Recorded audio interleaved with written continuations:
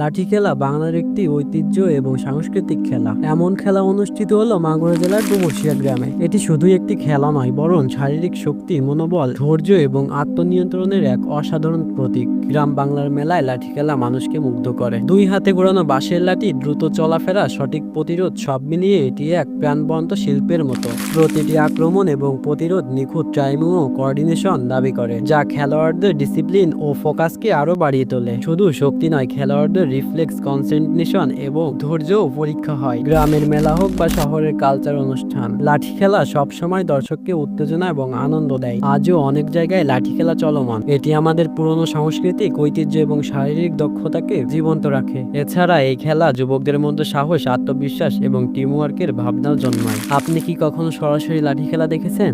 আপনার প্রিয় মেলা বা জায়গা কোথা থেকে দেখেছেন অবশ্যই কমেন্টে জানাতে ভুলবেন না। এরকম ভিডিও দেখতে পেজটা ফলো দিয়ে রাখুন, আর যারা ইউটিউব চ্যানেল থেকে দেখছেন অবশ্যই চ্যানেলটা সাবস্ক্রাইব করে দিবেন। তো এটাই ছিল আমার আজকের ভিডিও। ভালো থাকবেন সবাই, দেখা হবে নতুন কোনো ভিডিওতে।